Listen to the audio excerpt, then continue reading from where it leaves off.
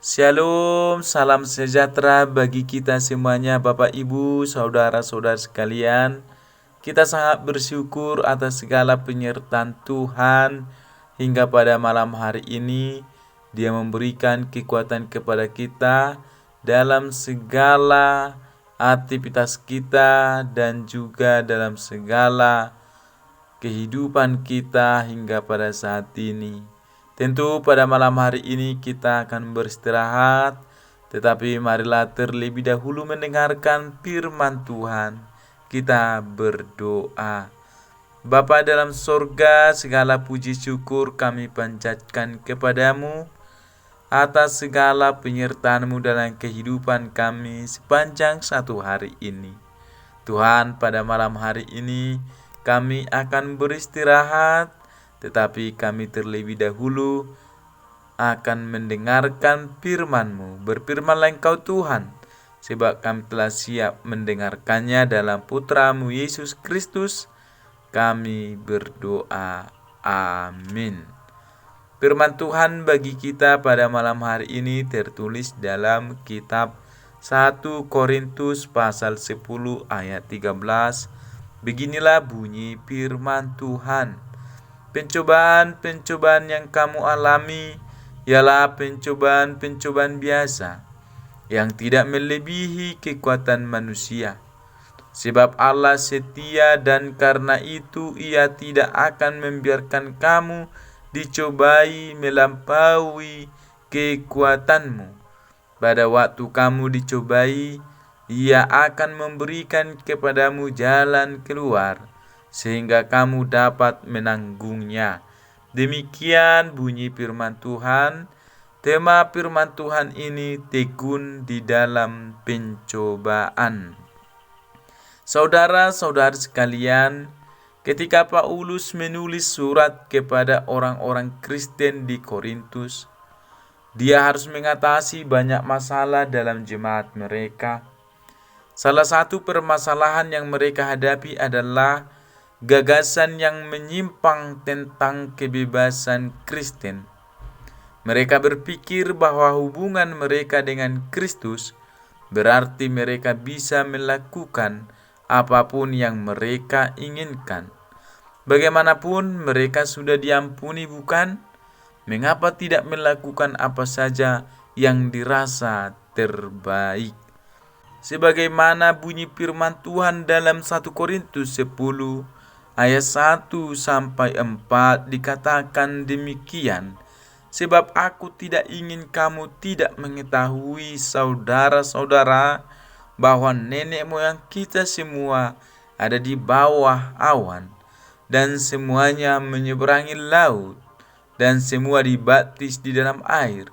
Musa di awan dan di laut, dan semuanya makan makanan rohani yang sama, dan semua minum minuman rohani yang sama, sebab mereka minum dari batu karang rohani yang mengikuti mereka, dan batu karang itu adalah Kristus.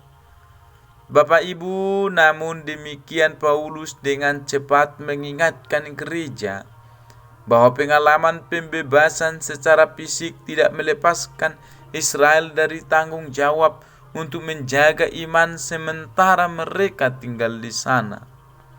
Tetapi kepada sebagian besar dari mereka, Allah tidak berkenan karena mereka digulingkan di padang gurun. Mereka yang keluar dari Mesir banyak tidak sampai ke Kanaan. Dengan kata lain, umat Kristiani tidak boleh menganggap remeh anugerah pembebasan Allah yang sudah ada sedemikian rupa sehingga ketaatan di masa depan tidak diperlukan lagi.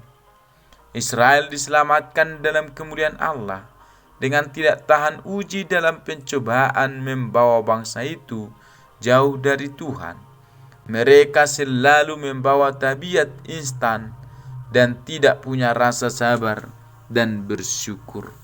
Bapak Ibu, saudara-saudari seiman, Paulus menantang orang-orang percaya yang matang di gereja untuk bersikap rendah hati, menolak anggapan dan dengan lembut mengasihi saudara-saudara mereka yang lebih lemah, yang pernah menganut kepercayaan dan gaya hidup paganisme.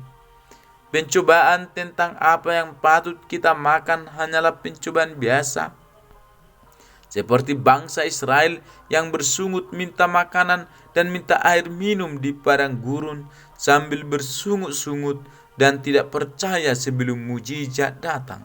Kita harus berhati-hati, tidak mempercayai diri sendiri, dan mempertimbangkan apa artinya setia mengikuti kitab suci dalam segala situasi. Itu adalah pesan dari kasih karunia yang cuma-cuma. Namun itu tidak berarti jemaat Korintus atau kita dapat terus-menerus dengan sombongnya melewati dilema etika tanpa kehati-hatian, kebijaksanaan, dan kerendahan hati. Kita harus berhati-hati, tidak mempercayai diri sendiri, dan mempertimbangkan apa artinya setia mengikuti kitab suci dalam segala situasi.